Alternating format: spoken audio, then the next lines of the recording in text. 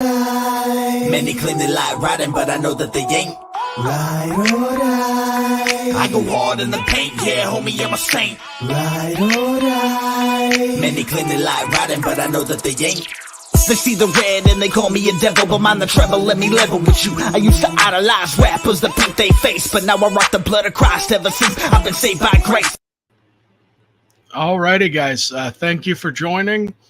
For those watching, seeing Jason's head bobbed, he just converted based on the music alone. I see the comment section starting to lighten up or liven up. Appreciate you guys joining. I hope John Lee is in the house. John Lee is in the house representing Team Matt Adams, and there's a few people representing Team Jason Torn. This will be, did Jesus rise from the dead? Matt will be taking the affirmative. Jason will be taking the negative. Matt, when you are ready, I will start your 8-minute timer. Okay. Just say when. Go. Did Jesus rise from the dead? This is the question that Jason and I will be debating. Jason will be arguing that he did not rise from the dead, and it isn't reasonable to believe that, and will offer naturalistic explanations that he thinks are better than the resurrection of Jesus Christ from the dead, which is the traditional doctrinal view. I, of course, will be arguing that Jesus did indeed rise from the dead. I will be using an approach popularized by theologian and philosopher Dr. Gary Habermas called the minimum facts approach. He first started taking this approach when he wrote his doctoral dissertation on the resurrection in 1976. Since then, he has built upon this, writing multiple books on the historical resurrection of Jesus. The unique thing about this approach is that we don't have to go through getting a skeptic to accept certain facts by quoting ancient documents or writings from folks like Josephus, Clement of Rome, Ignatius, and others. All we have to do is agree on certain things that even non-Christian scholars will consider historical fact. Dr. Gary Habermas has said that he has used as many as about a dozen facts agreed on by secular scholars and as few as one. I have a list of about 12 here that Jason and I can discuss, but I'm going to be focusing on about 6 here in my opening statement. These facts are agreed to even by non-Christian scholars. Some non-Christian scholars may agree with some more than others, but non-Christian scholars will agree with all of them. The ones that I will focus on are the following. Fact number 1, Jesus of Nazareth existed. Fact number 2, he died by crucifixion. Fact number 3, his resurrection was proclaimed early, beginning in Jerusalem. Fact number 4, this belief that spread quickly out of Jerusalem to the surrounding areas transformed the world as we know it. Fact number 6, a persecutor of the church, Paul, converted. And fact number 7, Jesus' skeptical brother James converted. So now I'll provide scholars who agree with these historical facts and what they have to say. Fact number 1, Jesus Christ of Nazareth existed in history. There is no scholar in any college or university in the Western world who teaches classics, ancient history, New Testament, early Christianity, any related field who doubts that Jesus existed. Bart Ehrman. Frankly, I know of no ancient historian or biblical historian who would have a twinge of doubt about the existence of Jesus Christ. Graham Clark. And Bart Ehrman says this about those who believe Jesus is just a myth. Frankly, it makes you look foolish to the outside world. Fact number 2, Jesus of Nazareth died by crucifixion. The single most solid fact about Jesus' life is his death. He was executed by the Roman prefect Pilate on or around Passover in the manner Rome reserved particularly for political insurrectionists, namely crucifixion. Paula Fredrickson. Jesus' death as consequence of crucifixion is indisputable. Gerd Luderman. Jesus' death by crucifixion is historically certain. Pinchas Lapid. Hopefully I pronounced his name right. Let's see, where am I at here? Looks like I've skipped the page here. Hold on just a second. Okay.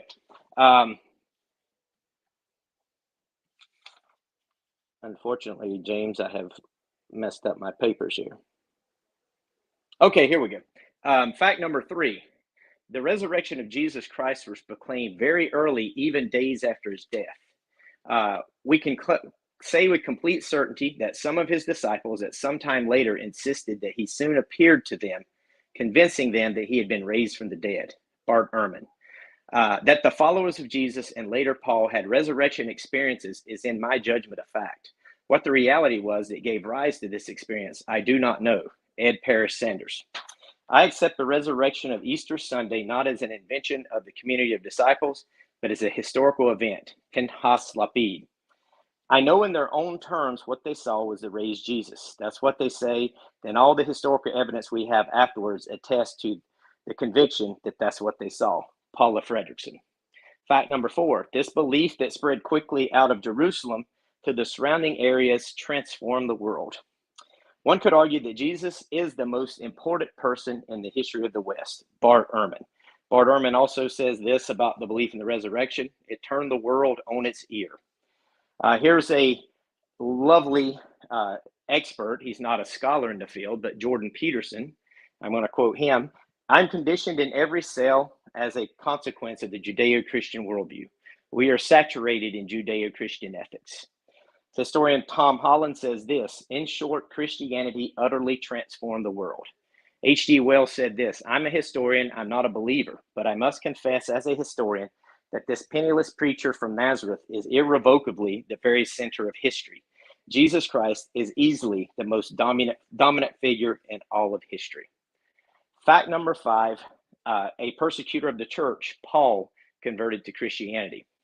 James Tabor says there are certain things that scholars will accept, that he was from the tribe of Benjamin, he was a Pharisee. There's 7 letters in the Bible that scholars recognize were written by Paul.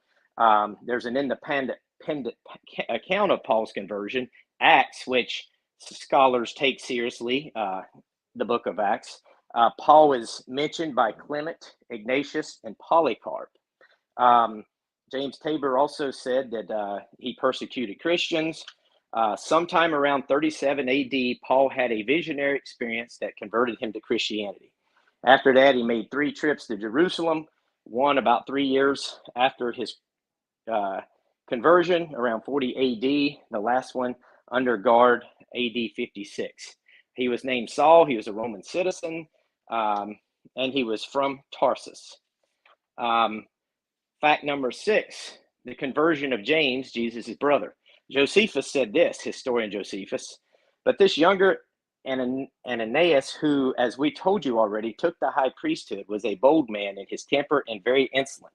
He assembled the Sanhedrin of judges and brought before them the brother of Jesus, the so-called Christ, whose name was James, and some others. When he had formed an accusation against them as breakers of the law, he delivered them over to be stoned. He's believed to have died between 62 and 69 AD.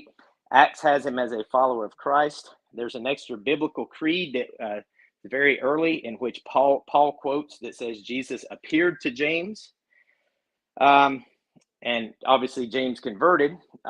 Bart says this: another author we know about knew Jesus' brother and knew Jesus' close disciple Peter.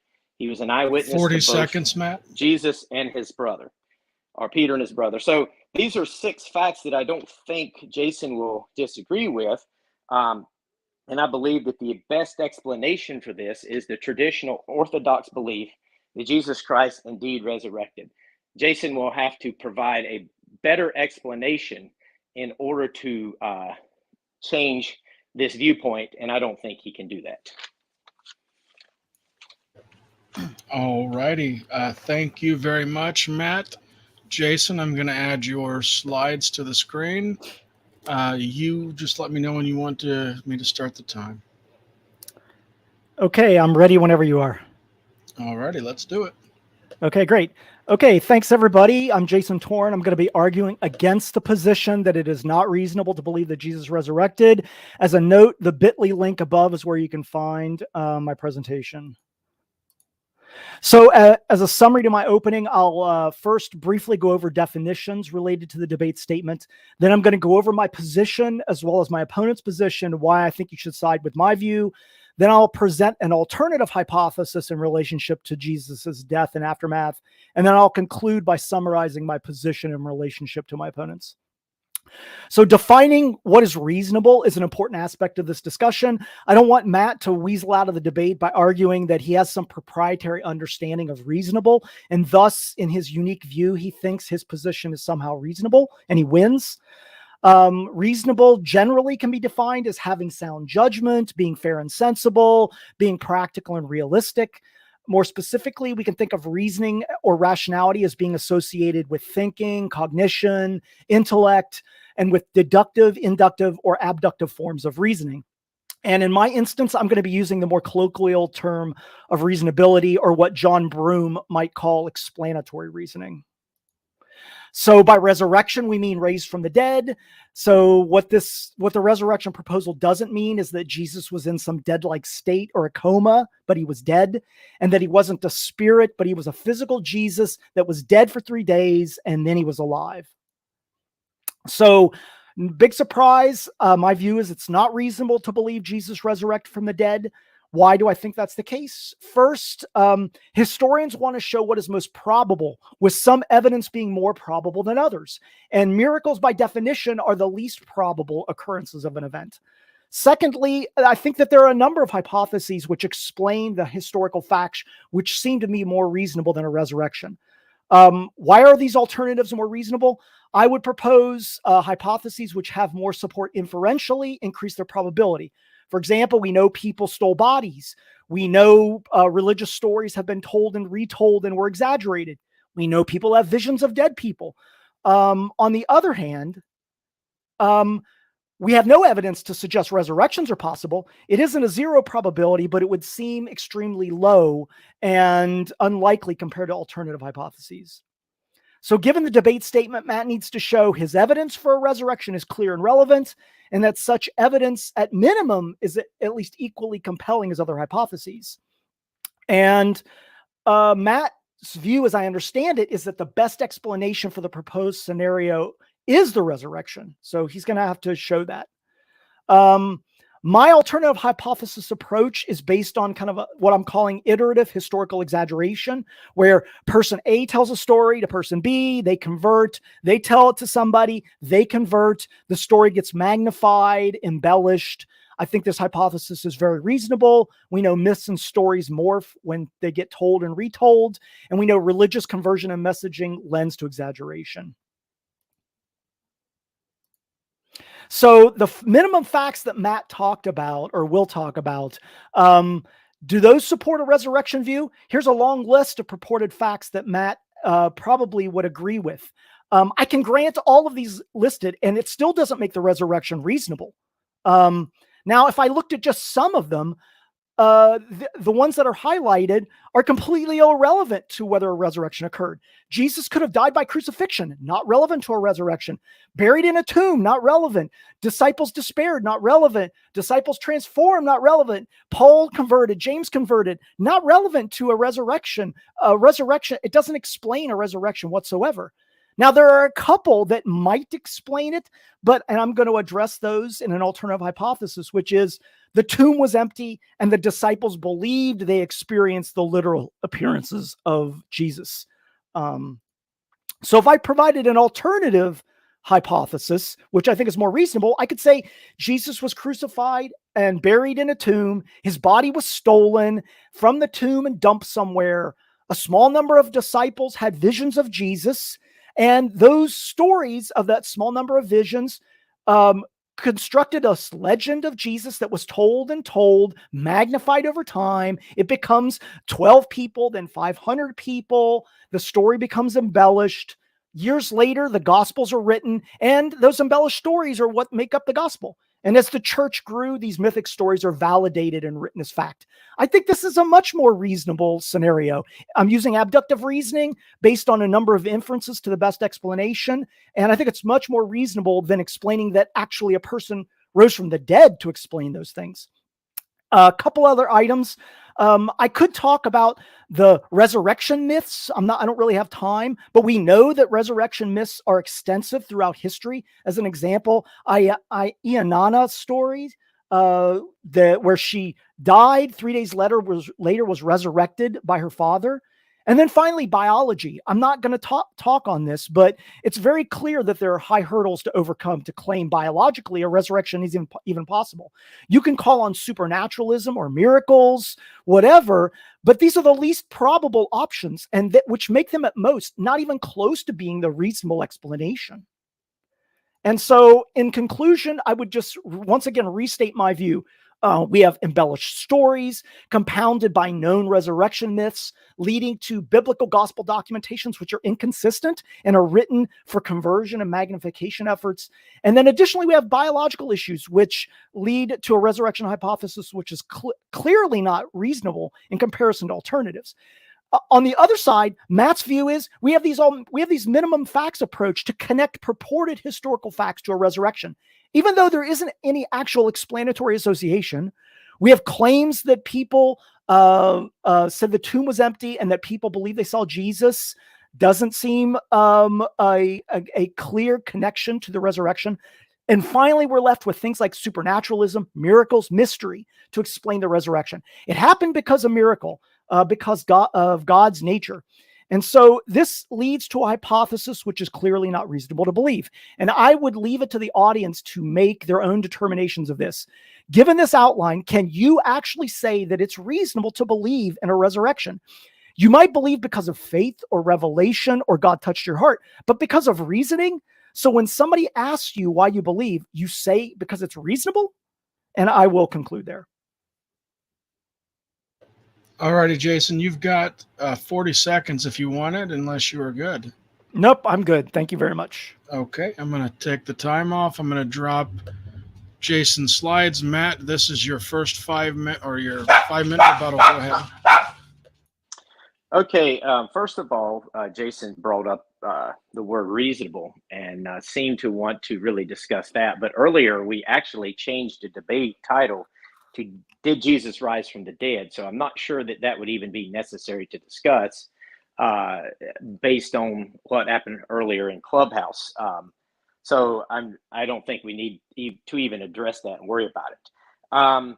He talked about historians and the probability of miracles. But the problem is historians, it's not the historian's job to talk about the probability of miracles. The only thing the historian's job is to do is say, this is what we know. This is the historical fact here. If the historian is saying, such as Bart Ehrman has fallen into this trap in a debate with William Lane Craig, something like, oh, well, history cannot demonstrate miracles. It's also the case that historians cannot demonstrate the lack of miracles. The only thing a historian is focusing on is this is what the facts are. So the moment a historian starts saying, oh, well, it's just probable that this didn't happen because miracles can't happen, they're actually going outside their field of expertise and taking their preconceived notions and their preconceived biases and letting that filter in and mess it up. He talked about exaggerations, but the problem is with exaggerations, as he has already said, he accepts these facts. That doesn't explain the resurrection narrative being proclaimed early in Jerusalem, where Jesus was put to death. So he would have to overcome that, and exaggerations over time just doesn't overcome that. And as I said, he's granted, surprisingly, pretty much all 12 of those facts, exact same facts that I had listed here. So that's actually going to be good because we can discuss multiple facts here. He actually brought up Paul, a couple of them that would be unrelated. But the problem is Paul is actually promoting a resurrected body because Paul claimed to experience Christ on the road to Damascus. And he believed in the resurrection. Because of this, he also got information from James, Peter, and others in his first trip to Jerusalem in 40 AD, as James Tabor mentions. The stolen body, he mentioned the stolen body, and then being thrown in a tomb somewhere, or thrown in, I guess, a mass grave, or just thrown somewhere, saying that was common. I've heard people say that was common. I'm not sure how common it was. But again, the stolen body doesn't explain the resurrection proclamations very early in Jerusalem.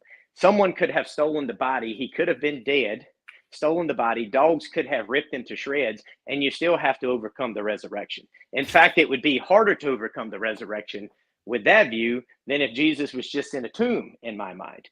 He talked about biology, says, I think he's trying to imply that you can't, miracles or rising from the dead can't happen. But the problem is atheists will actually admit, even from a naturalistic worldview, they can't rule out the possibility someone can rise from the dead. So biology just isn't, science just isn't capable of showing that can't be the case. Science has to deal with what is known in the physical world. It's out of their league to talk about miracles and to demonstrate and try to prove some sort of miracle in a lab conditions or something. I think the biggest question to overcome, one of the biggest questions, is what would be the motivation for these? Because we see early that the disciples, according to the biblical narrative, scattered, they ran. There's no expectation for Jesus to rise from the dead.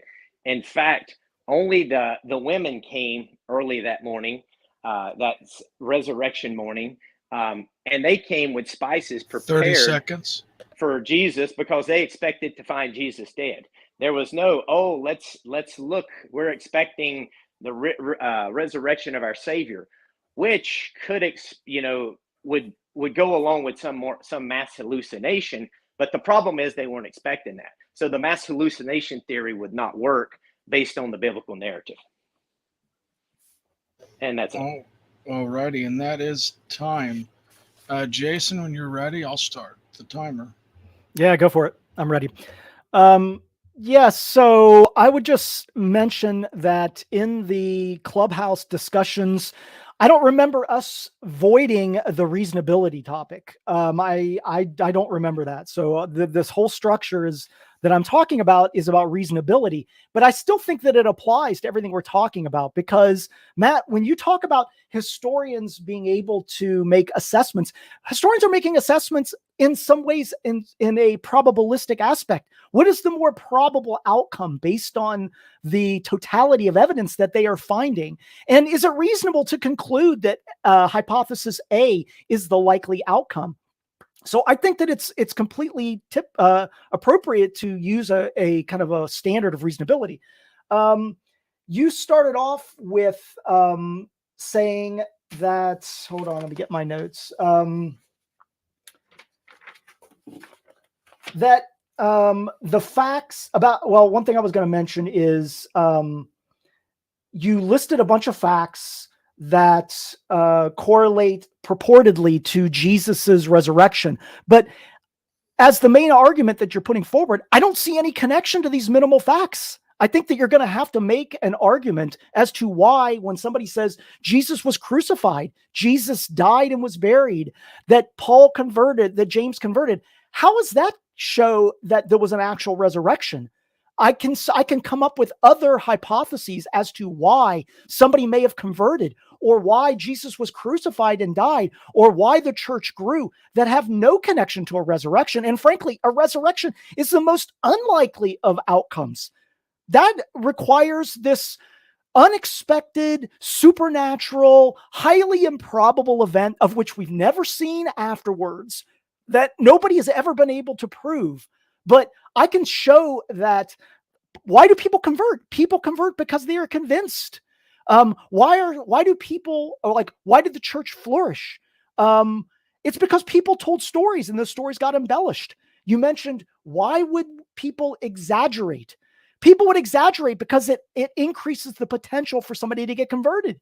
If the story is even greater, not only did this guy preach about these things, but he's God because he came back from the dead.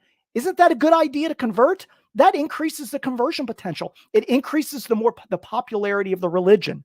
It also adds more value to the person talking about it. If I'm a preacher preaching to 100 people and I tell them that this person resurrected, I make up this outlandish claim or exaggerate it a little bit, then they're more likely to convert, and then I have more control over them. I can tell them what to do with their lives. I think that is a much more reasonable perspective than that actually resurrected from the death. Okay, I went over the minimum facts issue. I think my alternative explanation to what you're talking about is much more reasonable. And I think Matt is going to have to address why the alternative hypothesis that I proposed is somehow not as reasonable as saying that they resurrected from the dead. I don't see how he can make that unless he's going to appeal to supernatural claims or claims that I just believe that that's the case, because I don't think that the evidence supports that. And how much time do I have? You have 1 minute and 10 seconds. Okay, just let me look at my notes here for a second. I don't think historians are making any claims about the resurrection. Historians may make claims about these so-called minimum facts, but I don't think you're going to be able to find a historian that says it's a fact that Jesus resurrected. They say that it's a fact that people believe that Jesus resurrected, or that the tomb was empty, or that Jesus was crucified. But I bet none of those scholars are going to come forward and say that that means that Jesus resurrected from the dead. None of them are going to say that. And then finally, I think that the issue of probability is an important aspect. I think you're going to have to show how 30 it's more. seconds. I think you're going to have to show how it's more probable that a resurrection could have occurred, and you're going to have to provide evidence for that. And I don't think just saying somebody was crucified or others believe that that happened shows that that's the case. And I think we could go through examples throughout history of people that believed things, but that doesn't prove that the thing that they believed actually is true. And I will conclude there. All righty. Perfect, guys. A little bit of housekeeping. Please like the video. If you haven't subscribed yet, please consider doing so. Any super chats will get thrown up on the screen during the middle of this open discussion. If you want to super chat a question, those will take priority over the other questions, but please don't send them now. I will let you know when the Q&A portion will be. So this will be a 25-minute open discussion. Each guy will get 5-minute closing, and then we'll go from there. When you guys are ready, let me know and I'll start the timer. Hold on a second. Let me get my Q&A put up. Okay, I'm ready. Matt, I have some questions, but I don't know if you have a question you want to ask me first. Well, we can, you can ask a few questions, and then I may have a few questions for you if you want to do it that way. Yeah. Okay, one second. Matt, why did you come to Christianity because it is reasonable? I came to Christianity because of what I believe is a faith experience, a supernatural experience in which someone presented the gospel to me, and I accepted it, and accepted Christ as my Savior. That's how I came to Christianity. Okay, so you don't think that saying that it's reasonable to believe that the resurrection occurred is that's not how people come to Christ. Mostly, they come to Christ through faith, etc. Okay. Yeah, I think most people's, at least their final step is the gospel of Jesus Christ, the power of the gospel of the spiritual transformation. Okay. So why are you, I guess I'm confused then, but you came to Christ through faith, but on top of that, you think it's reasonable to believe that Jesus resurrected from the dead. You didn't come to it through reason, but you believe that there are appropriate reasons, good reasons to believe that Jesus rose from the dead. Yeah, apart from a faith experience, I believe that after I accepted Christ as my Savior, fast forward a few years, and I started. I guess it's the first time I kind of started hearing about atheists and those who say God does not exist, and start making claims, bold claims like Jesus couldn't have resurrected. Donkeys don't talk, things of this nature. The Genesis chapter 1 can't be true. So I actually kind of got into looking into this stuff. And what I found was, hey, there's very good arguments as to why the Well, Bible, even outside of a spiritual experience, there's good reasons to believe in what it says is true. And I don't think an atheist is going to accept those reasons in it, specifically because, especially the gospel. I do actually know of atheists. I know of a non-believer scholar who's not even a Christian who actually acknowledges there's very good evidence for the Exodus from Egypt. well, we're not talking does about that, does that mean he's going to become a Christian? No. No, because I believe there's a spiritual experience there. Okay, what's the best reason that give me your best reason that Jesus resurrected? What is the best evidentiary reason that Jesus resurrected from the dead? Are you giving my best reason? Well, I believe Yeah. it's my spiritual experience. No, this is a debate about, did Jesus resurrect from the dead? My understanding was is it reasonable to believe that? I'm asking you, what's the best reason that Jesus rose from the dead? What's your view as to what the best reason? Okay, that Jesus outside of my experience, I think there's multiple ones. Well, just give Probably, the best one. I don't know which one I would say is the best. One of the ones that can't be overcome is the early claim of the resurrected Christ, and then boldly proclaiming it in Jerusalem where Jesus was crucified. And because that was so early, that would have been very early for that to have been refuted, and there's no record of that ever being refuted anywhere. Wait a minute. So your best evidence for the resurrection is that people said there was a resurrection. I didn't say that was my best. I said that's because and I noticed that you accepted all 12 facts, but you actually threw that fact out whenever you said it was that it was proclaimed early beginning in Jerusalem. Fact number 7.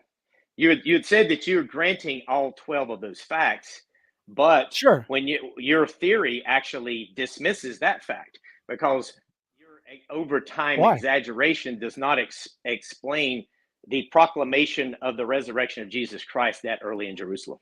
Look, that fits fine within it. People had visions, and that could be some exaggeration, and that story was told in Jerusalem or wherever. But I'm just trying to understand. What you're saying is that what do you mean by exaggerations? Somebody may have had a vision or thought that they saw Jesus, and then they told somebody, and somebody else told somebody, and it spread like wildfire. And the next thing you know, people are whispering around, "Hey, did you hear this Jesus guy resurrected from the dead? He resurrected from the dead." Whoop-de-doo. Just because a story is told doesn't make it the case. And so you're saying that's the best evidence that you've got. Well, you've just taken on the role of the hallucination theory. That someone claimed to have seen something. Do you know all the problems with the hallucination theory? Look, all I'm saying is that it's not impossible for somebody to have a vision of someone, particularly if it's somebody they were close to and they died. That's not impossible. It's actually much more probable than somebody coming back from the dead. Okay, you think coming back from the dead is more probable than somebody having of like seeing their grandpa after they die? In this case, yes, because the uniqueness. Okay, well, nobody agrees with that.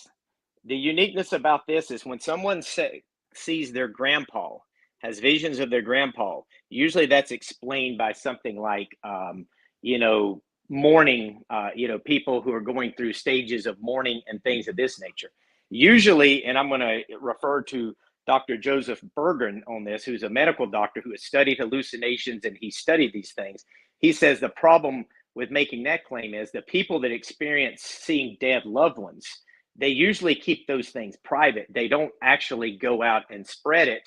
And secondly, after a few years or so, that usually kind of dissipates. It doesn't always, but it doesn't explain all of the people claiming to see this. It also doesn't explain the claims of them touching his body, dining with him. I mean, there's an account in Acts in Luke where he has a 7-mile journey and then eats with them. That doesn't explain that. Look, these can all be combinations of, like I said, exaggeration plus somebody thinking that they saw Jesus. So the story of somebody seeing Jesus could have been morphed and exaggerated after retelling and retelling to eventually it becomes an outlandish story of that he was seen by 12 people and that he was saw by 500 and then he rose up into the sky. Like those are all, to me, seems much more reasonable that those are exaggerated claims. I don't see any problem with saying that. But what you're saying is that all these claims are true. That and the reason that you say it's true is, I don't know. I don't even know why the reason you say that they're true. Why is it that all these things, he rose up in the sky, he did actually appear? I mean, you're pointing to historians who say, I think that the disciples actually believed that they saw appearances of Jesus, but they're not saying that Jesus actually appeared, correct? They're not saying that. No, the disciples are saying that he actually appeared. Yes, they are. No, I'm saying fact, that the historians are. No, the historians are not. Yeah, they're not making the claim. Right. What they're claiming is that they had these resurrection experiences. And right. as you heard my quote from one of them, that he actually says, yeah, they had this experience. What caused this experience, I do not know. I actually quoted 2 or 3 of them that said, that just means you don't know. In one case, one said it was just days after. And this is a non-Christian scholar who says this. Now, but the problem is with your exaggeration theory is you're saying that this would be gradual, but there's a creed that Paul quotes from 1 Corinthians, in 1 Corinthians chapter 15, that is actually dated in some cases just months after the event. In other cases, maybe no more than 5 years. But this creed actually states that Jesus appeared to multiple Which creed people. Is this? It's I can read it here. For I delivered No, to you don't need to read it. No. You don't need to read it. Just 1 Corinthians chapter 15, 3 through 5. Okay. That's actually an extra biblical creed that is outside the Bible, and it's dated to just within a few years. Okay, so in some cases months. So what you're proposing is that because of things like that it's more reasonable to believe that he actually rose from the dead, right? Correct, because the Jewish people, because I just want to get it on record that you're saying that. Yeah, there's no reason to think, because they were all Jewish, they were actually expecting a Messiah to come.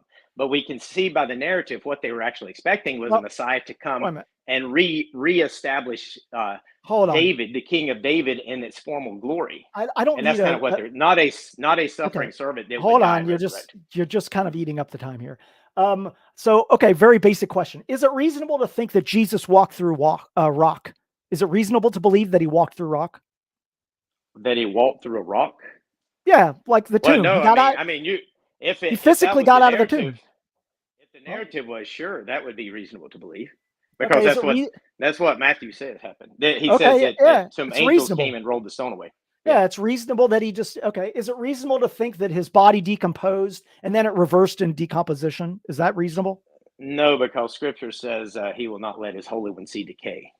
Wait a minute. So I'm confused. So you're saying he died, according to he didn't decompose. Yeah. Well, the Bible doesn't actually say what was going on when he was in the tomb, but there's prophecy that talks about it, not letting your Holy One see decay, referring, it's a prophecy about Jesus. So, I don't think that Jesus' body actually decayed based on that prophecy. But there's no explicit statement saying that. Okay, so you think it's reasonable that Jesus died and for 3 days he just didn't decay? Yes, based on what the Jewish people would have thought. And see, this is where historians. Well, hold on, let me finish. This is where historians they can't do the heavy lifting at this point.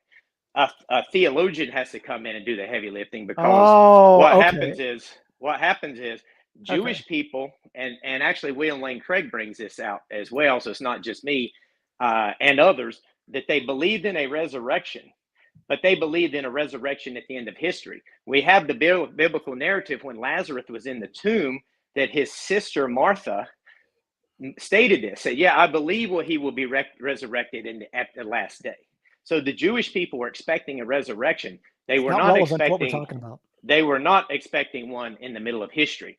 And that's what makes this more unlikely for them to have just made this up. Look, Okay, so I'm glad that you pointed out that like the theology is doing the heavy lifting in some of these instances, because if you're going to say that, then we're just moving away from like evidence and actual purported facts to support a resurrection. You're just going to say it's supernatural. It's just a mystery. It's theology. It's this because of God. And then I just think you have lost the debate if you're going to do that. But I have a question. Okay, wait a minute. Let me just respond to that. All You've actually accepted all 12 of these, but you've already thrown out one of the facts. I said I could grant accepted. all of them. What fact Grant, did I throw out? You said that this exaggerated. One person said this, one person said this, and it gradually got. That's actually called low Christology. That's what a lot of skeptical What fact scholars, did I throw out? You basically tried to argue that it gradually grew and grew. What fact did I throw out? Unless you think this fact number 7, that it was proclaimed, this proclamation began in Jerusalem where he was killed. Now, we know from history, how am I throwing that out? They started being persecuted in Jerusalem very early. So it had to have happened. Okay, because you said what you said, it exaggerated and began to build over time. Look, but the exaggeration and that aspect could have applied to, I mean, I don't know, what's the time, do you even know what the time period we're talking about of like this? Months. Okay. I mean, so it was already, that could have happened in months. It was already accrued within months. I quoted a scholar who's a non-Christian scholar. Easily could have happened. Hold on, let me finish. Who said it was just a few days on Easter Sunday. So that's a non-historian scholar who said it was just days later. Look, it could easily, stories that get exaggerated can spread like wildfire. It's in the region that could have easily spread to others around. So I don't see any incongruency with what I'm saying. So, and I just said I grant those facts. Like I could go back and find historians that take issue with some of the things that you're saying, but I'm just granting it for the sake of the argument, because I can grant those because none of them actually support a resurrection. Like just because a story spread and was told in Jerusalem, let's say 2 weeks afterwards, doesn't mean that the resurrection actually occurred. I don't know how you can't understand that. Would you accept the fact that the Jewish people were not expecting a Messiah to come back in the middle of history? Sure. Okay, so then why is it that these Jewish people were boldly proclaiming after, fleeing the scene just a few days earlier, were suddenly boldly proclaiming within 40 days the resurrection of Christ? Look, people, like, stories get told. There were Christian zealots in the region. There may be Jewish folks that were moderates who had some sympathy and were leanings towards Christianity. And with these exaggerated stories and what happened, they were converted. And so the story started spreading. And Jews could have been that doesn't work. Why? And you're saying I'm not finished talking. You've been talking a lot. Well, you've already made a mistake here, and I wanted to point it out. You said there were Christian zealots. Point of moderation, Matt. Point of moderation. You do got to give Jason a chance to respond back and forth. Okay. Well, okay, that's fine, Matt. What point was I wrong about? You said there were Christian zealots in the area. The problem was Christianity didn't exist. Christianity is based upon the resurrection of Jesus Christ. So you can't say there were Christian zealots in the area ready to spread this out, because this is the origin of Christianity. So there were no people that believed in that were followers of this group other than the 12 disciples. There were no one who was called a Christian who accepting the resurrection of the dead in that regard at that time period. It's not what I asked. I said that there are all kinds of people listening to Jesus and the disciples that were following them around that may not be considered Christians, but they were believers or followers of some of the views that these people were spreading. So I don't see any problem with these messages being spread locally in the region. And suddenly people are whispering about that this guy's body was not in the tomb. And could he have been resurrected from the dead? Oh my God, this guy who talked about this, he was preaching, and now they can't find his body, and his disciples are saying that he was resurrected. Whisper, whisper, whisper. Well, what the heck? I find that completely reasonable. How could that? Okay, how is that not reasonable? What you said something about that there were people in the area accepting these views or something. What views and from whom? Wait a minute. What about like the stories of Jesus from what preaching? From whom? Wait a minute. How many people did Jesus preach to with the loaves and the fishes story? Like 5,000 people. 4,000 at one time. Wait a minute. 5,000. So 4,000 people are listening to this guy, but none of them were like, "Wow, I really believe what this guy's saying." Zero of them thought that Jesus Christ was going to resurrect from the dead Okay. in the middle of history. This is getting ludicrous on this topic. When you're talking about the feeding of the 5,000, he's not even talking about that. Wait a minute, but I'm just making a point that there are people following these guys around and that they have some connection with this purported views. So those are people that could be in the region that are spreading this message around. Hey, this guy that I was following around, they can't find his body. And these disciples are saying that he resurrected from the dead. I told it to Jim. Jim told it to whoever. I mean, that guy, I think my point here, wait a second. My point is that the things that I'm talking about seem very plausible. Now, you might say I don't think they are at all. Okay.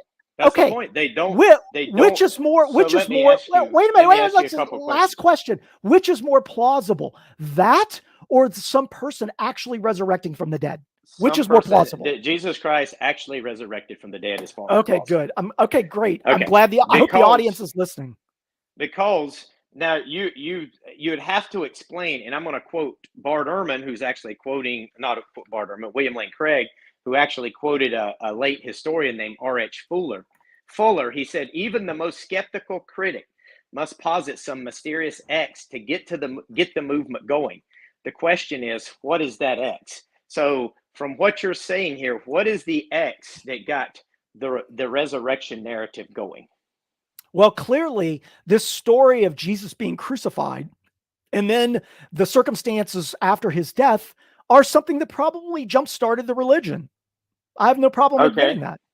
Yeah, so, but I don't think there was actual resurrection. Because it jump-started the religion because, as I mentioned in my opening, that religious myths and stories about resurrections are very popular in different types of religious sects. And these exact examples of people dying, or semi-gods, semi-deities dying and being resurrected are stories that elevate religions. So I find it not surprising at all that those same stories were overlaid here to emphasize Jesus's importance in the religion, or in the Judeo-Christian religion. So I don't see any problem with that whatsoever. That's a reason why the religion jump-started. Okay, let me respond to that. The problem with that is we've already agreed it can't be Christian origin, because Christianity itself is dependent upon the resurrection. So it can't be Jewish origin, because they were expecting the resurrection not during the middle of history, but the actual end of history. The only other option would be pagan influence. But that they were influenced by pagan gods. But there's no pagan myth that's comparable in parallel. And I wanted to read a couple of quotes here just to demonstrate that. There is, as far as I am aware, no prima facie evidence that the death and resurrection of Jesus is a mythological construct drawing from myths and rites of the dying and rising gods of surrounding worlds. While studied with profit against the background of of Jewish resurrection belief, the faith in the death and resurrection of Jesus Christ remains a unique character in the history of religion. This is from, I can't even say it, Medinger in The Riddle of the Resurrection.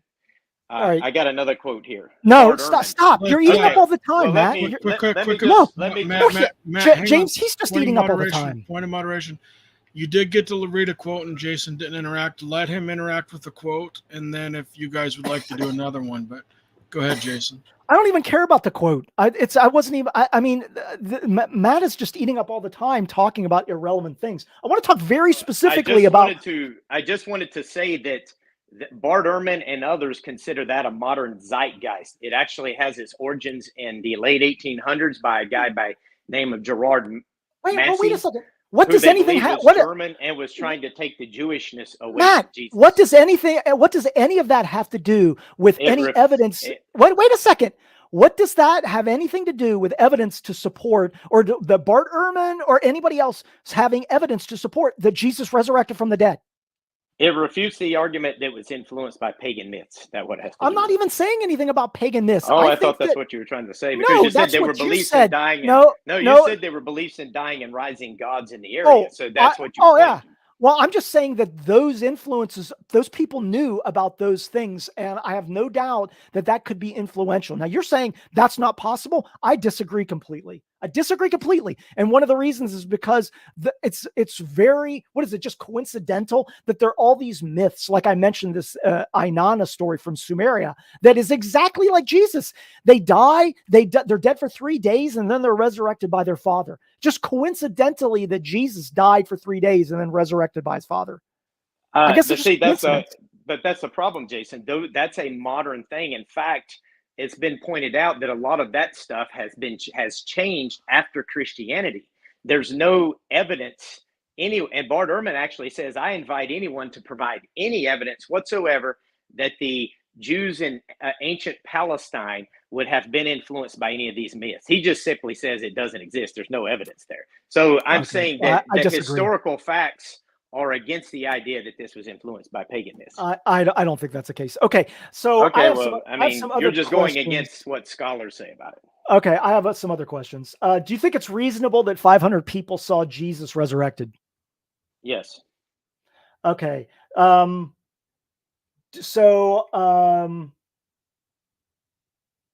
If supernatural is not testable or reliable, can I have a supernaturally based good reason? Yeah. Okay. This is great. You've admitted that it's reasonable that Jesus walked through rock. It's reasonable that Jesus his body didn't decompose. It's reasonable that 500 people saw Jesus resurrected. It's reasonable that you don't know how supernatural is tested, but it's reasonable to think that something is supernatural. I mean, it sounds like you have a proprietary definition of reasonable. Okay, well, let me ask you, what are your thoughts on near-death experiences? What about them? Out-of-body experiences? I mean, out-of-body experiences. Is that natural or is that supernatural? What is that? People have near-death experiences where their brain is overstimulated and they have odd mental experiences. Nobody leaves their body. I don't believe it. I mean, it's not impossible, but we have no evidence to suggest that. Well, this isn't a debate about out-of-body experiences. Well, hold on. But you said that it's unreasonable to believe these things. Did you know that there's been around 30 million people in North America and in Europe who have claimed to have had near-death experiences? According to, and you know what? There's probably been 30 million people that have saw aliens and have saw Bigfoot and saw the abominable snowman and have seen ghosts. Are all those people? Is it all factual? And that is time, guys. We have hit the 25 minutes. Oh, you know what? I just want to, James, I want to make a point. He just sucked up all the time talking about irrelevant things.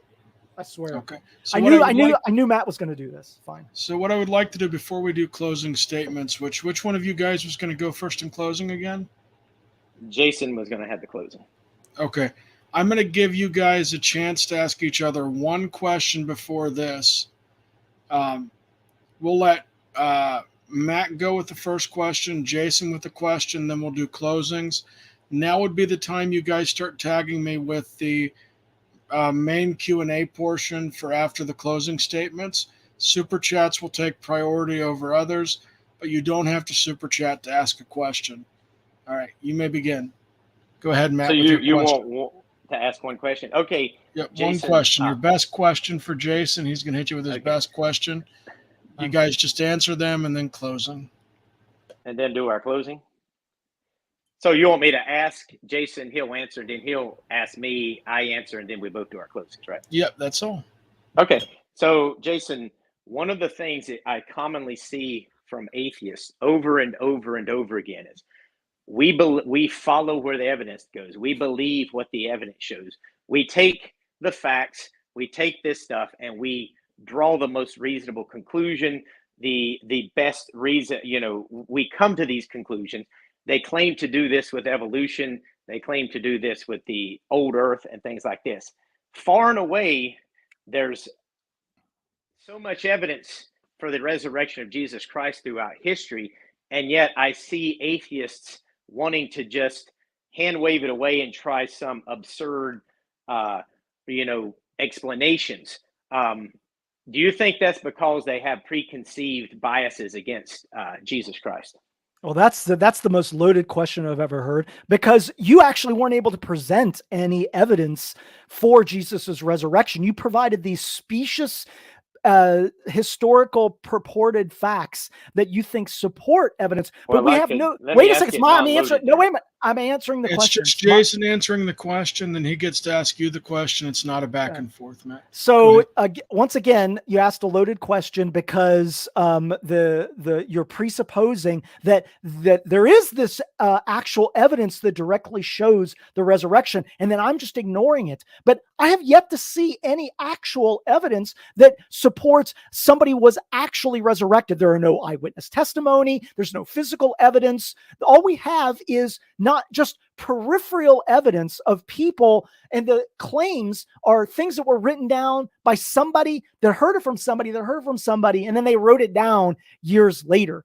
So I don't find any of this actual evidence of supporting a resurrection. And by the way, that we can look at things from an evidentiary standpoint, or we can look at it from a process standpoint. We have excellent evidence to suggest that people don't just die and are actually dead for 3 days and then resurrect. We don't have any evidence that that's actually physically possible. So in order to provide adequate evidence for a resurrection, you're going to have to come and bring good evidence for that. And you haven't provided any good evidence, nor has anybody. And so that's why I withhold my belief that the resurrection occurred. Could it have happened? I'm not saying it's logically impossible, but I think it's highly, highly, highly unlikely, and that there are other explanations. And that's my answer. I'm done. All right, Jason, it's time for your one question, your dynamite question to Matt Adams, and then he'll answer. Then you get to do closing. Okay, well, I don't know what a dynamite question is, but I'll ask one question. So, Matt, my question is reasonability subjective? So, and as an example, could I say that I think it's reasonable that people walk on the sun because my reasonability is subjective, I am justified in saying that people walk on the sun. So, is reasonability subjective or is it objective? It's subjective. Okay, great. Thank you very much. I think that's a good answer, because that just means that anything could be reasonable. I'm done. All right, so we're going to go into closing. Please click the like and subscribe button. Like is very important. I think I've got like 15 people have liked it so far, but we've had 38 to 40 watching. So please click that when you see this.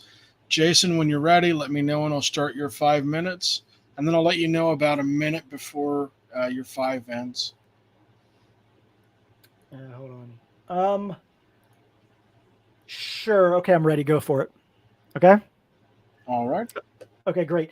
Okay, thanks to Matt for the debate. I think that it is extremely clear that Matt wasn't able to actually provide any substantial evidence that Jesus resurrected from the dead. He talked about the minimal facts argument. Unfortunately, the minimal facts are quite minimal. They are not supportive of an actual resurrection. When we go through the minimal facts, even though the ones that he talked about, Jesus died and was crucified, that the tomb was empty, that some people consider that a minimal fact, that the disciples were transformed, that Jesus became the center, Jesus' resurrection became the center of the message, Paul converted, James converted. None of those are actual direct pieces of evidence that support the resurrection.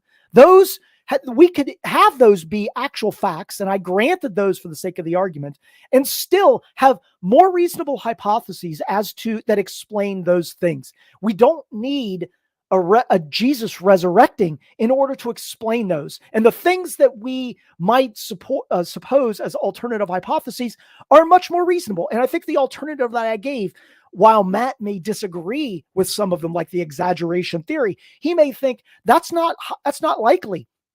It's more likely than a resurrection. And I would argue that if you asked anybody else, which is more likely, somebody rose from the dead or a story gets exaggerated and told and spreads around? I think that's very clear that that's the case.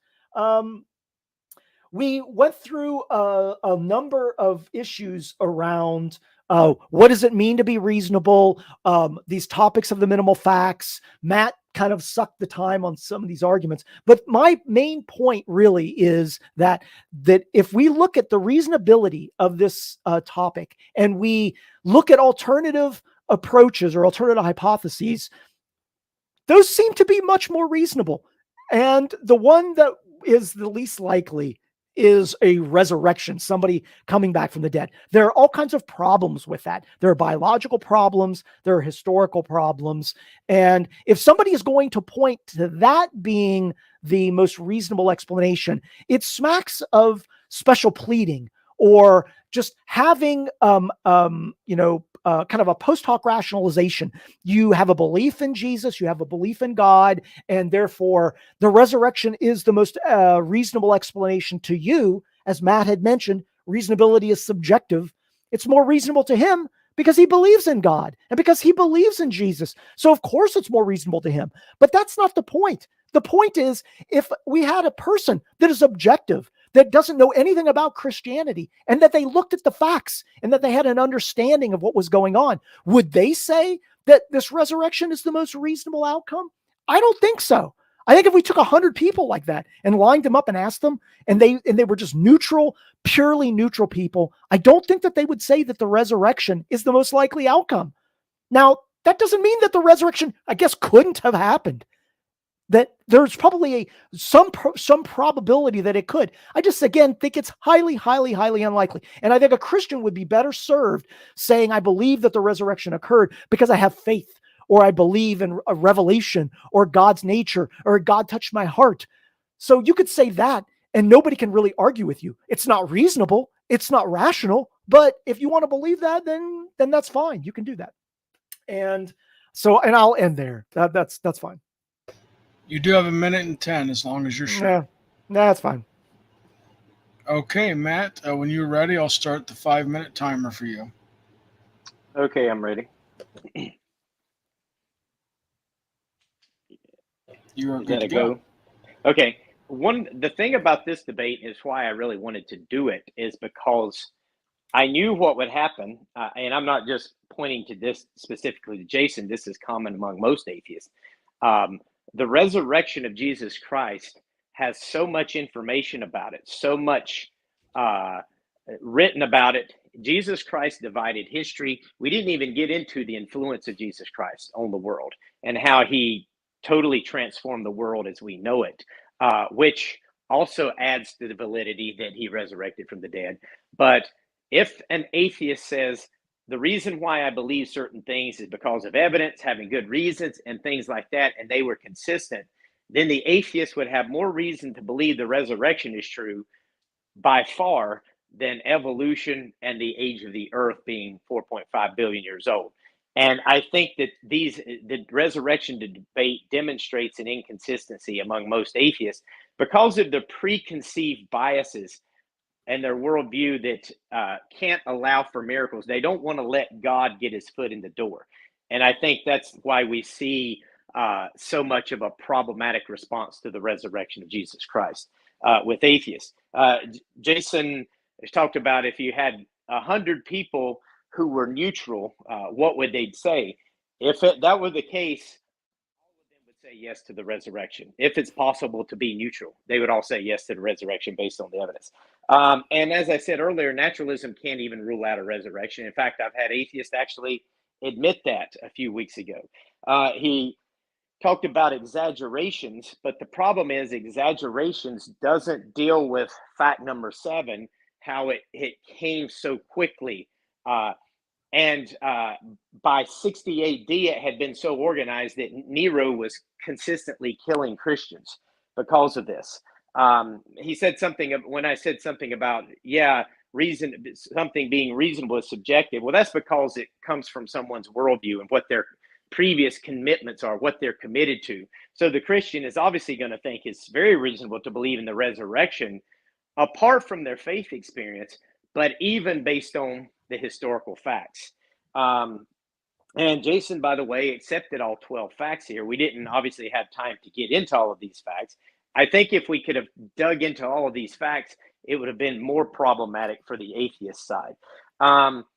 And everything that he was bringing up, there was answers to. He talked about, oh, well, maybe some Christian zealots could have made this up. The problem is Christianity didn't exist there. The Christianity is based upon the resurrection of Jesus Christ. So you can't say that. You can't say it was Jewish influence, because the Jews were looking for the resurrection at the end times, not in the middle of history. So you can't say it's pagan myths, because the Jews found them to be abhorrent. And one of the interesting things that Richard Swinburne, by the way, who's a philosopher, who says it's 97%, I think he gave it a 97% likelihood Jesus resurrected. He argues that it's the reason why Jesus didn't say I am God to them is because that was common for Roman leaders and these leaders to make themselves gods. He says a God would not need to say that and would actually be able to demonstrate it by the resurrection itself. In fact, I'm going to read a quote from him. He says, I conclude that unless my assessment of how possible the evidence of natural theology makes the existence of God is very badly mistaken, it is probable that Jesus was God incarnate and that he rose from the dead. So Richard Swinburne, a philosopher who takes mostly the biblical account here, actually says, hey, it's probable Jesus resurrected from the dead. Not only that, he's God incarnate, because a good God, a God worthy of worship, would want to identify with those on earth who are experiencing suffering. So Jason brought up certain possibilities. We didn't even get into the swoon theory. I was hoping we would, but nobody really takes that seriously anymore. We didn't get into hallucination, although he 30 seconds, Matt. alluded to it. That is easily refuted, because even mass hallucinations do not produce the same experience based on studies. So what we have here is so much information showing that Jesus Christ did indeed resurrect from the dead, and atheists are just, because of their commitments, are unwilling to accept that possibility, because they don't want to get for God's foot to get in the door of their lives. And that is my conclusion. And that's it. All right, guys, thank you for your closing statements. We're going to go into QA. As a reminder, super chats will take priority, because if you put any money down, I feel like that should be respected right away. And then the other questions we'll take right after that. Our first question on the board is for Matt, which when we do Q&A on the channel, Matt will answer the question. Then Jason will get 10 to 15 seconds to put a response on the end. And if the question's for Jason, he'll get to answer it. Then Matt will get 10 or 15 seconds to add a response. It says, is your best reason you personally believe Jesus rose from the dead is your personal spiritual experience and not the minimal facts argument? Yes, that's why I believe in the resurrection of Jesus Christ. It was my spiritual experience.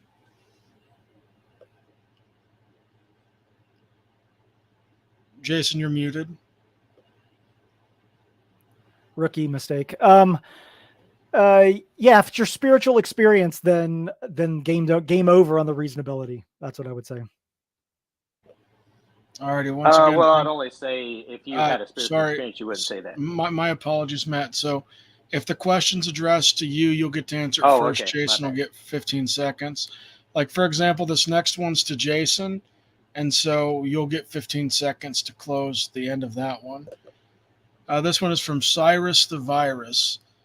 How does Jason different between the historical resurrection of Jesus Christ versus the mythological resurrection of ancient gods from the past? Yeah, I don't see any difference between mythological reincarnations and the purported historical resurrection. I don't consider it a historical resurrection. I consider them both mythological stories. But I would imagine that somebody might make the claim that because Christianity is a dominant force in the world as a religion, that somehow lends credence to the quote unquote historical resurrection versus the mythological reincarnations. But that's just a fallacy of popularity.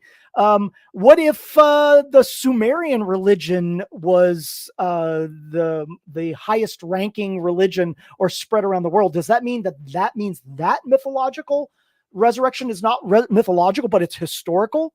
I thought we were just talking about like, what is the evidence for the resurrection? So I don't see any more evidence for Jesus's resurrection than I do for mythological resurrections. I would say, as far as the myths, I actually provided 2 quotes there about, with scholars who say that that's just more of a modern construct. And I'll just read Bart Ehrman here. The alleged parallels between Jesus and the pagan savior gods in most instances reside in modern imagination.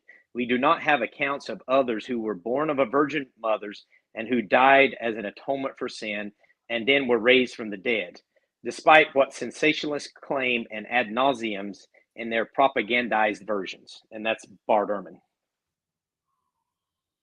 All right, we are looking to see if there are any more questions on this. Johnny Haas just posted a question. Yep, I'm going down right through. All right, we are right at Johnny's question. Johnny, thank you very much for the super chat. Jason, only 7% of the world's population are atheist/agnostic. Are the other 93% unreasonable? Okay, that's a good question.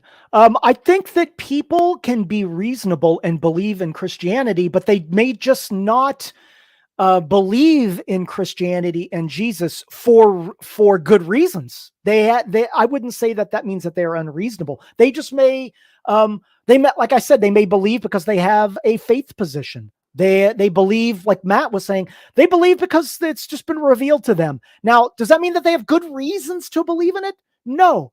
But are they unreasonable?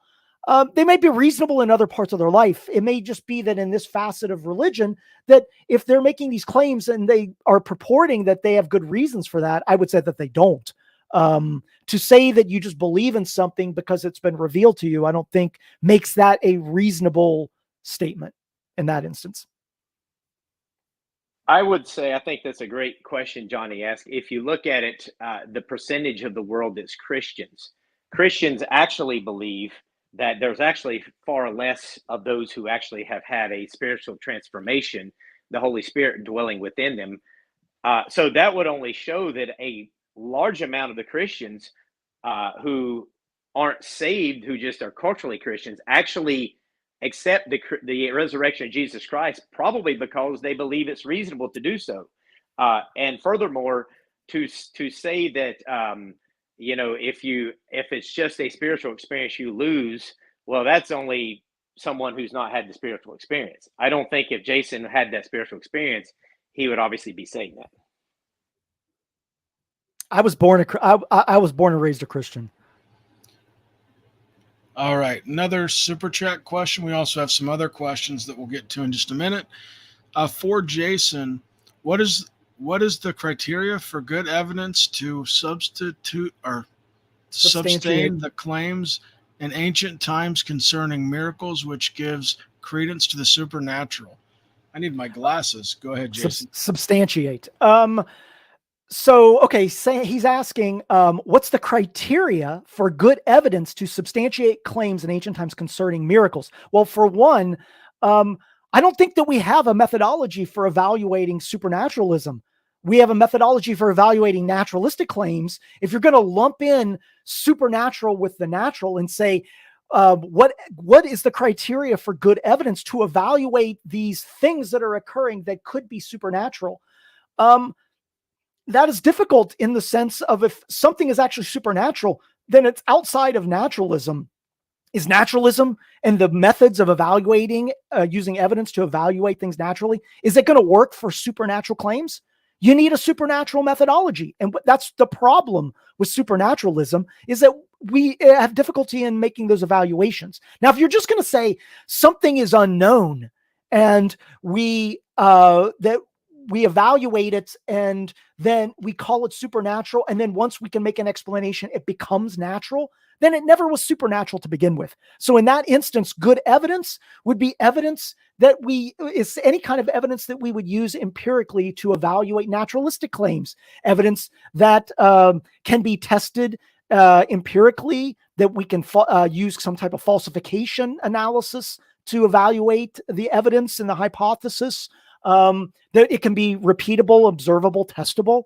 That kind of evidence would be great to substantiate a claim. But when he says substantiate claims in ancient times, I mean, then we're just talking about something happening 3,000 years ago. We have little empirical evidence on those things. So all we can do is make probabilistic claim to something. I could go on, but I'll probably just stop there. This kind of brings me to a point I wanted to bring up in the debate, and I didn't get a chance.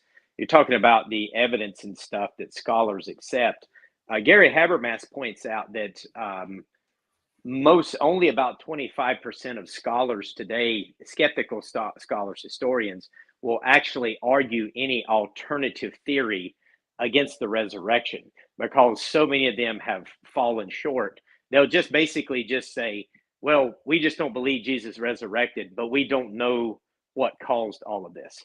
And I think that the more they know about it, the more unreasonable it will be. It's already unreasonable, and even more so to reject the resurrection. All righty. So the next question is for Jason. It says, question for Jason. There are nails with blood on them in Jerusalem. The blood only has one sex chromosome. What do you think about that? Provide me the paper. I don't know.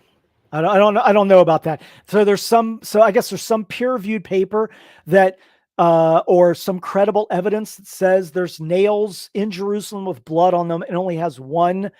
You mean it has like, it only has XX chromosomes. Like, I don't know what he means. Like one sex chromosome. Like, you're saying that like XXXY chromosomes only has one of those sets? I don't know. Is that the implication is that Jesus was born of a virgin and didn't have the XY chromosomes, therefore this is Jesus? I don't know, man. You'd have to provide me the evidence for that. I don't know if I believe that. I don't know if that. Go ahead. I'm sorry, Matt. Go ahead. I'll just abstain from commenting on that one. Sounds like he's saying that it was a female, right? Because the Y chromosome is a male. So I'm not sure what's going on here. Oh yeah, I don't know because I don't know if the implication is because Jesus was born of a virgin and he only had I don't quite understand what he's saying with that, but yeah. Yeah, I'll abstain from commenting on that one. I'm not sure either. All right, I'm going to throw up the next question. Although if you go back, you will hear Jason's arguments as well, but it'll give him a chance to state it again. Jason, what is your evidence that Jesus didn't rise from the dead? Okay, I mean, I'm not here to prove a negative because all I'm here is to provide alternative hypotheses that explain the Jesus's death and aftermath. And I think that it's much more reasonable that there are other explanations for that besides the resurrection that again don't involve him coming back from the dead. And I think that is more reasonable. So if you're going to say what is the evidence you have that Jesus didn't rise from the dead, I would say I can't prove to 100% certainty anything. I can't prove that Jesus didn't rise from the dead. All I can do is look at the evidence and say, what is more probable? And I think that from a probabilistic standpoint, it's much more likely that Jesus didn't rise from the dead and that there are other explanations. And the only other thing I would add to that is that Swinburne's calculation of 97% includes a prior probability high for God's existence. So of course, the resurrection is going to occur because he's presuming that God exists. Yeah, Swinburne actually says that, because he talks about those who are going to reject whether God can exist or not. I actually didn't want to use that as evidence in the opening statement, but I do think he makes a great point. I think he makes a great point in the sense that Jesus would have not had said, I am God during that time period explicitly, although it's clear that's what he was saying in Scripture through the ears of the Jewish people hearing him speak, because he would have just been doing what other Roman leaders would have done during that time period. And Richard Swinburne argues the resurrection would prove that he's God. And I do like that argument. Hopefully in the future, I'll be able to use that some more. But we didn't even get into all of the different theories that I think have been posed that have always fallen short. I don't think this person that wrote this question actually understands how hypotheses are formed. He's in the chat saying that I did that it's not evidence against it for what I'm saying. I'm just providing an alternative hypothesis I think is more reasonable. And I think that what we're talking about reasonability. We're talking about the probability of something occurring or not occurring. And I don't have like a video cam of the running for 3 days in front of the tomb.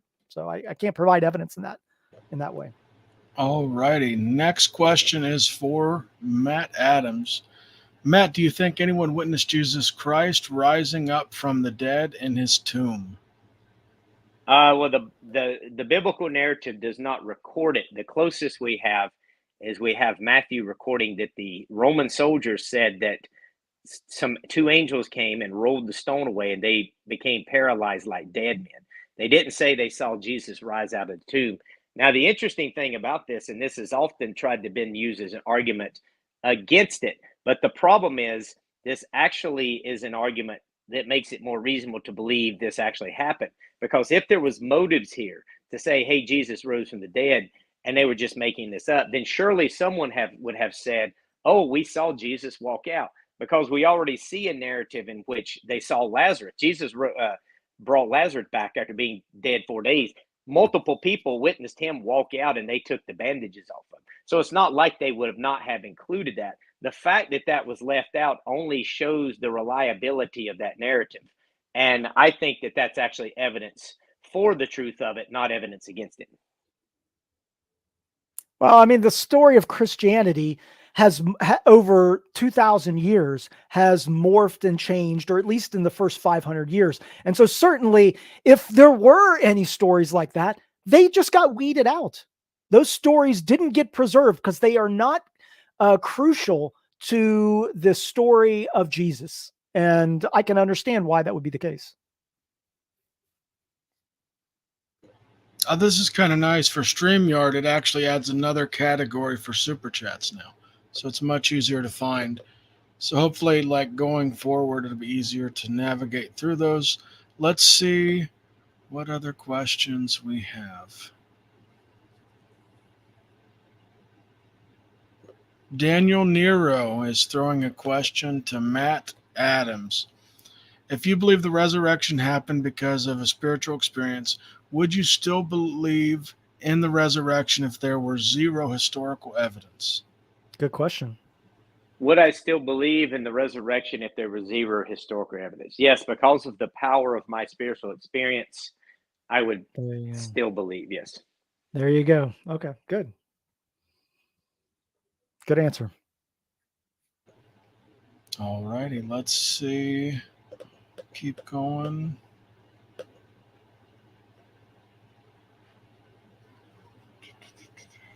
I think we got this one here. Not that one. Hate when the screen jumps. There we go. If there's no mythology, test supernatural claims in ancient times, how are you going to verify if the mythology doesn't exist? I think it's in methodology. If there's no, okay, I don't understand what test means. If there are no methodology, is he saying if there's no methodology to test supernatural claims, how are you going to verify if the methodology doesn't exist? Well, good question. If there is no methodology, how are you going to evaluate a supernatural claim? It just becomes an unknown claim. It just becomes like something happened. We don't know how it happened, but we're not attributing it to a supernatural being or a supernatural outcome. This is essentially like a God of the gaps thing. You know, if something occurs and you can't explain it and you just attribute it as a supernatural claim, then that you're just essentially filling in, you know, you're just saying it's supernatural because it can't explain it. So yeah, a good question. If we don't have a methodology for explaining supernaturalism, then it becomes difficult to understand that if supernaturalism even exists. We're actually given, I think, an interesting methodology in the book of Acts. The one who Paul would have studied under actually points out, he said, okay, if we're fighting against this, if this is from God, if this is from man, he mentions two people that claim to be something. claimed to be messiahs, things of that nature, and they came to nothing. He said, if we're fighting against this, who knows, we might be fighting against God. If we're fighting against God, you're not going to be able to stop it. 2,000 years later, we see that nothing was able to stop it. So for me, that is evidence for the truth of the gospel of Jesus Christ, the resurrection from the dead. All right. This will be the last question unless any last-minute super chats come in, because I do not want to miss those, especially if somebody puts their money down on that stuff. Blessed be. Another question for Jason. The shroud has burn marks on it that can only be made with super ultraviolet light. What about that? That's good evidence. Who's to say that? I mean, the shroud has been debunked over and over, that it's not to the time period of Christ. And who's to say that it's Jesus? I mean, it's just because it looks like what we think Jesus might look like. So there's no evidence to suggest that's Jesus or that it's even in the right time period. So it's the Shroud of Turin has been debunked multiple times. Well, as far as the Shroud of Turin, I think the danger of this is sometimes that could lead to idol worship. Oh, worshiping this is an idol, and that can be dangerous. However, I have heard from what I know that nobody knows how to duplicate this because of the way it's made. Now, whether it was Jesus or someone else, no one really knows. But the point is here, it is something of interest that scientists are still to this day kind of baffled by. Yeah. The shroud's bad evidence. Go ahead. What were we going to say, James? Nope, you're good. All right, guys, just some last minute things. I did add channel memberships to the channel, which will give you another ability to put your name will be highlighted. I think I tried to make it as cheap as possible, but so when I do debates, we'll do super chats, channel membership questions will take priority, and then try to get everyone else's questions as we can. Jason, do you have any upcoming debates or things you would like to share with the audience? No, I've been spending a lot of time on Clubhouse and I've been busy with work, so I don't have any videos upcoming. Matt, what about you? Anything planned? I think there's been some talks in the works about me debating some people on Clubhouse, but I don't think there's anything actually official yet. All righty. I haven't gotten a link for an after party yet, but for those not familiar with Clubhouse, go to your phone, type in Clubhouse in the App Store. It's free. You can sign up with your phone number. You can search James is Tired. I'll try to share the link if there's an after party, and you two can have a private personal debate with either Jason or Matt if they're available. That being said, guys, please remember to click the like and subscribe button. Thank you very much for joining us. I'm going to kick the outro, keep the debaters here for a moment after. Thanks again. Thanks, guys. I go hard in the paint, yeah, homie, I'm a saint. Ride or die. Many claim they like riding, but I know that they ain't.